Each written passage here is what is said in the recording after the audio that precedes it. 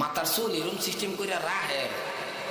এই যুবক, একটা যুবক খারিয়া কছেন তোমার চুল দেখে কোন সেরে আইলাবি কয়, কইলে তোমার যৌবন দেখা, কইলে তোমার চেহারা দেখা, তুমি চুলকে মাথার মধ্যে এই ধরনের রাখছো খ্রিস্টান নাসারার মতো। হ্যাঁ, এটা চুল কুত্তা দেখে ওটা বুঝছো? বিশ্বাস করুন, কুত্তা ফকিরি মা তাকে আর বিরা বলছে। যারা যুবক আছে আইনে যদি দোয়া করেন, আল্লাহ তুমি আমার এরকম একটা স্ত্রী দিবা আবিদা সলিহা নেককার, যে স্ত্রীটা বিয়ে করার পরে আমি জান্নাতে যেতে পারি। উম্মা হ্যাঁ এটা দোয়া করবো। কইতে একটা দরিয়া লই আইছে মাশাআল্লাহ, আইনে ঘরে লই উড়াইছে, বাহাও জানে না মাও জানে না, বাপ মা যে গাড়ি কেডা কো বাবা এটা তো হেডিয়া, এটা বলে হেডিয়া। তুমি যে টিয়া পয়সা দিসলা পরীক্ষা মরীক্ষার যা সব এর বাসে 3টা মাস জানা মাত্র কইতে দরিয়া লই বিয়ে করছে। 3 মাস জানা জীবনটা বর 15-20 বছর ধরে 2-3-4 ভাই এক লগে ভাত খাইতেছে, মা বা এক লগে মিল আর মোহাব্বত কইতে একটা দরিয়া লইছে। 3 মাসের মধ্যে দেখবেন থান থান করে বেলেগ বানাইছে। কত বেশি কইতেছে নাকি আল্লাহ? মুসলমান ভাইরা আমার, এইবার আপনি বিয়া শাদী করছেন, ফুলাফান লাগে। এই ফুলাফানের কথা আমার আল্লাহ পাক রব্বুল আলামিন ডাক দিয়ে বলে, রে বান্দা শুনে রাখ, হযরত ইব্রাহিম আলাইহিস সালাতু ওয়াস সালাম একজন নবী ছিল রে বাবা। 80-90 বছরের মধ্যে দোয়া করে আল্লাহর কাছে বলছিলেন, আল্লাহ রাব্বি হাবলি মিনাস সালিহিন। মুনাজাত করে করে এই দোয়াটা বলছিলেন, গো আল্লাহ আপনি আমার একটা সন্তান দিবেন, নেক সন্তান। আল্লাহ পাক রব্বুল আলামিন এমন একটা সন্তান দিল, হযরতে ইসমাঈল আলাইহিস সালাতু ওয়াস সালামকে দান করে দিল।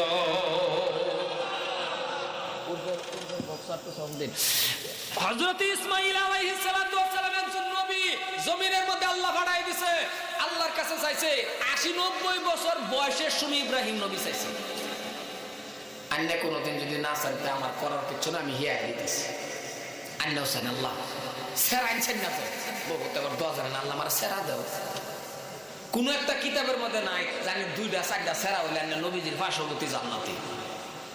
কিন্তু হাদিসের মধ্যে আছে আল্লাহ নবী কইছে যে একটা মেয়ে হইছে, 2টা মেয়ে হইছে, এরকম 3-4টা তোমার 3টা মেয়ে হয়ে গেছে, হুইনারা হ তুমি আমার একেবারে লগে পার্শ্ববর্তী জান্নাতি তুমি। সুবহানাল্লাহ। অনেক অসুবিধা হইতেছে কি আমার কথা? কিছু আমরা খাস লোকের বিষয়ে ওয়াজ করতেছি, নালে হিস্টোরি কই আমরা বেমার যেটা এটা কইতেছি। এই ধরনের দোয়া করুন, করে না সানা মুসলমান ভাইয়ের মা। এইবার আপনার টাকার দরকার, টাকার দরকার না আছে না?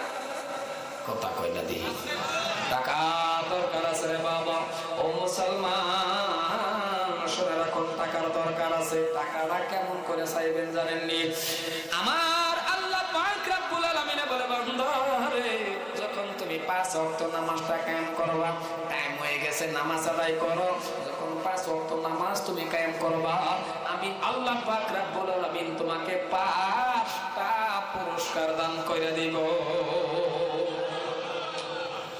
1 নম্বর পুরস্কারের কথাটাই বলি বাবা, আরো 4টা পুরস্কার আছে, কথা বলার সময় আমার কাছে নাই। 1 নম্বর পুরস্কার হলো যখন আপনি নামাজটা কায়েম করবেন, আল্লাহ পাক রব্বুল আলামিন বলে, বান্দারে রিজিকের অভাব চিরতরে দূর কইরা দিব। 1 নম্বর পুরস্কার দেয়, রিজিকের অভাব তোর জিন্দেগির লাগি আমি দূর করে দেব। কিন্তু বান্দারে তুই আমার একটু টাইম দে, তোর এই কপালটা মাবুদরে সিজদা দে। এ বান্দা তোর মনে কি চাই না আমি আল্লাহর লগে আলাপ করবা? তাহলে তুই খারে ফোন নামাজ। কোন মানুষ যদি বলে আলহামদুলিল্লাহি রাব্বিল আলামিন, আল্লাহর লগে আলোচনা হয়। সুবহানাল্লাহ সুবহানাল্লাহ ভাগ্য কইছে সুবহানাল্লাহ। একটা মানুষে বাসের দিক না, জোরে কই সুবহানাল্লাহ। কোন মানুষ যদি নামাজে দাঁড়ায় যাও, আল্লাহ পাক রব্বুল আলামিন ডাক দিয়া বলে, বান্দা যখন তুই নামাজের মধ্যে সূরা কেরাত তেলাওয়াত করস, আমি আল্লাহর লগে আলোচনা হয়। যখন তুই সিজদা দেস, এরে বান্দা আমি আল্লাহর সাথে বান্দা তোর নামাজের মাধ্যম দিয়েই মেরাজ হয়ে যা।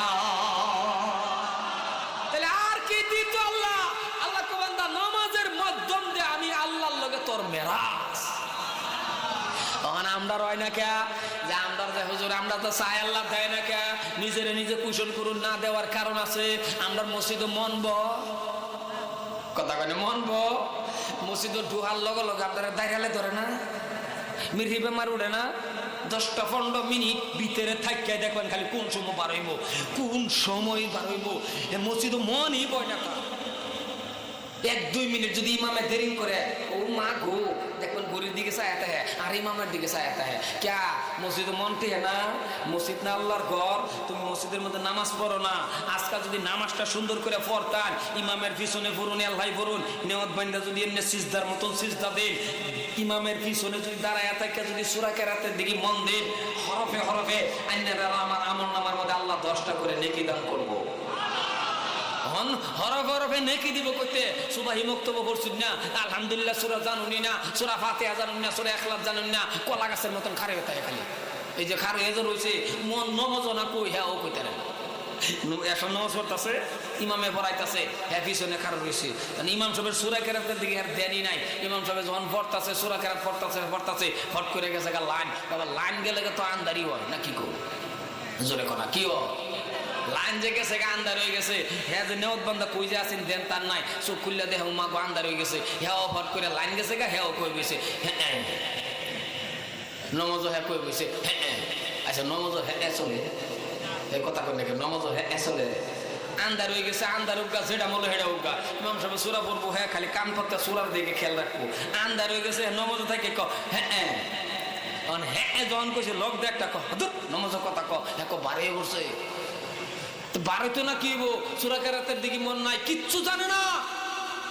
কলা গাছের মতন কারুয়া জিন্দিগিটা 60-70 বছর কাটায় দিলেন আল্লাহর কাছে কি জব দিবেন বাবা কি জব দিবেন আল্লাহর কাছে খারাপ হয় না যায় কি জব দিবেন আর যদি সূরা কেরাত জানতেন তাহলে ইমাম সাহেব যখন কইতো আলহামদুলিল্লাহি রাব্বিল আলামিন পিছনের মুক্তাদির ধ্যান আসবে এখন ইমামে পড়বে আর রহমানির রহিম ইমাম যখন পড়বে আর রহমানির রহিম মুক্তাদির অটোমেটিক অন্তরের মধ্যে আসবে এখন ইমামে পড়বে মালিকি ইয়াউমিদ্দিন আইব না নাই কথা কয় না আইব না নাই এই জন্য আসে না রে বাবা ধ্যান খেয়াল মনে মনে কেন আসে না গো না আসার কারণটা হলো রে বাবা সূরা কেরাত জানি না রে বাবা এই জন্য আমি কিন্তু আগেই বলছি আজকে লম্বা ওয়াজ করব না কম সময়ের ভিতরে বক্তব্য শেষ করব আমি আপনাদের একটা পরামর্শ দিয়ে যাই আমার এই পরামর্শটা যদি মানেন আমার এই পরামর্শটা যদি আপনারা মানেন গ্রহণযোগ্য যদি হয় তাহলে বাবারে আপনি একটা টিউশন রাখেন আপনি টিউশনের মাধ্যম দিয়ে বাবা 10টা সূরা মুখস্থ করেন এই 10টা সূরা মুখস্থ করেন ফাঁকার না ফাঁকটা বাবা জানেন হালাল হারামটা আপনি চিনে রাখুন এমন অবস্থার মধ্যে যদি আপনি পাকার না ফাঁকটা জানেন হালাল আর হারাম যদি আপনি শিখে রাখুন এতটুক ইলম শিক্ষাও যদি আপনার জীবনে আপনি করতে পারেন আপনিও পারবেন মসজিদের ইমামতি করার জন্য আন্যও তো পারবেন কিন্তু আজকে বাবা পারে না হাই সেকেন্ডারি পাস করছে এমএ পাস বিএ পাস এটাই আমার একটা দুঃখ এটাই আমার যুবকের দিকে একটা দুঃখ MA pass high secondary pass হাইরে ডিগ্রির অভাব নাই আরো বহু থাবা দেখো আমার ছেলে উকিল কয় না কথা বলে কয় না নাই এর মতন গৌরব কি আরো আছে এটা তো একটা আনন্দের কথা আমার ছেলে উকিল কত আনন্দ আমার ছেলে বিএ পাস এটা কিন্তু বিরাট ভালো আনন্দ কিন্তু আমার একটা দুঃখ হলো একটা বিএ পাস ছেলে একটা এমএ পাস ছেলে যদি সূরা ফাতিহা শুদ্ধ করে কইবার বানা কইছেন এর মতন কপাল পুরা এমএ পাস আছে যে হুজুর এটা নিয়ে কইলেন কিবা আরে এটা কইলেন কিবা আমি জানা তো লইয়া গিয়া দেখছি তো জানা তো আমি লইয়া গিয়া দেখছি এমএ পাস হয়ে গেছে মাস্টার আমার লগে গেছে মাস্টার স্কুলের মাস্টার এই বেড়ারও আমি লাইন ধরে জিজ্ঞেস কিন্তু বেড়া হেঁটে আমি পড়ছে না করবেন কালা উসালাম পা বুড়া বেড়ার মতন বেড়া জিজ্ঞাসি কন্যি আমি জানি জানলো কোন লাইনে পড়ছে আলহামদুলিল্লাহ রাব্বিল আলামিন আর রহমানির রহিম মালিক ইয়াউমিদ্দিন ইয়াকা না'বুদু ওয়া ইয়াকা নাস্তাইন ইয়াকা কো ডাবল কানা তো আছে আমরা কো ডাবল কানা বলে আছে আমাকে হইও কানা আছে 40 দিন যাবো কানার মধ্যে তো আজকে যদি একটা এমএ পাসেরা যদি তুমি 10টা সূরা মুখস্থ করো তুমি যদি আল্লাহর কালামুল্লাহ শরীফটা পড়তে পারো আর যদি তুমি ফাঁকার না ফাঁক হালাল হারামটা চিন্না রাখো ও এমএ পাস তুমি মসজিদের ইমামতিও করবার হইবা। জোরে কোন সুবহানাল্লাহ।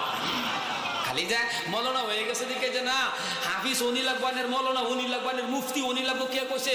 একজনে মৌলানা হইছে আলহামদুলিল্লাহ, একজনে হাফিজ সাহেব হইছে আলহামদুলিল্লাহ, একজনে বাবা মুফতি সাহেব হইছে আলহামদুলিল্লাহ, একজনে এমএ পাস করছে, রব্বে আল্লাহর কালাম জানে আলহামদুলিল্লাহ, ডাবল আলহামদুলিল্লাহ।